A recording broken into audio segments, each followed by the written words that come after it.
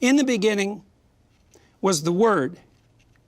The Word was with God, and the Word was God. The Word existed in the beginning with God. All things were made through Him, and God created nothing except through Him. In Him was life, and this life brings light to all mankind. The light shines in the darkness, and the darkness has not overcome it. And the Word was made flesh and dwelt among us, full of truth and kindness. We have beheld His glory, the glory of the only begotten Son of the Father. And from the abundance of Jesus' grace we have all received blessing upon blessing. For the law was given through Moses. Grace and truth came through Jesus Christ. No one has seen God at any time, but the only Son who is closest to the Father's heart has made Him known to us. Can somebody explain to me, because I admit I've wrestled with this as long as I've studied Christianity. In the beginning was the Word. I've never fully understood that, especially if it harkens back to Genesis. I don't have an issue with it. Please understand, this is truly a question from ignorance. Is the Word, when God said, "Let there be light," is that the Word that's being referred to? To some extent, yes. So the idea is. So what word was at the beginning? The idea is to say, I think this is ultimately the Christian understanding, is to say that the God speaking is not created.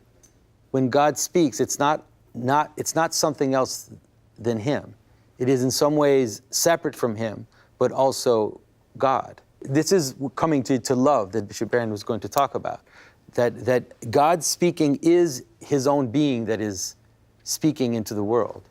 And you would understand this in the Genesis context, is that there's an insistence on something like the primacy of the process that extracts the order that's good out of potential and chaos.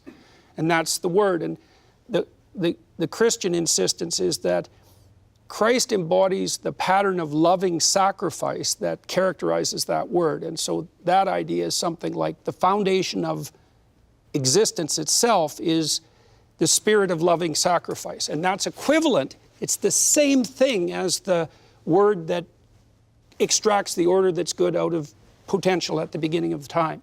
And one way of understanding that more prosaically, I would say, is that imagine the order that you establish in your family. If that little microcosm of the walled garden, your family, to the degree that you embody the spirit of loving sacrifice as a father, then you'll create out of the potential that's your family relationships, the order that's good.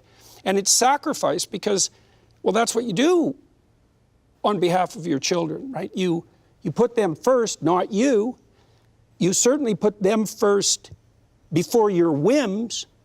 You put what's best for them before their whims too. And so there's an upward aim in that, and all that upward aim is sacrificial. And then, well, then we get to the issue of what constitutes the ultimate sacrifice, which is partly what's explored in the gospel accounts. It's obviously explored in Abraham, because Abraham is called upon to make an ultimate sacrifice. But this is an extension in a different direction. One thing I would say in response to your question is the Logos being talked about here is the interior word of the Father. So the word of creation is more of a word that goes out. But within the Godhead itself, there's an interior word. The Father has an imago of Himself that we call the Son. The Father and Son fall in love with each other. The mutual love is the Holy Spirit. So we would see from the beginning, this very text, there's a Trinitarian overtone. But it's the word that, in a way, precedes the word of creation. It's interior to God Himself. So the Word was God, as it says. May I just add to that in terms of the text? There are two words here that are very difficult to translate into English. And one, of course, is logos, which can mean, obviously, word, proposition, meaning, story. I mean, the resonance of that word is very rich. But also the word that's translated as beginning, the arche, because in the Greek philosophical tradition, that word is used for God. So, and there are reasons why this should be the case, but the arche is a term which has a very powerful theological meaning within the Greek philosophical tradition. It's the first principle. It's the source of all reality. So one way of looking at this is to say, well, in the source, there was the Word.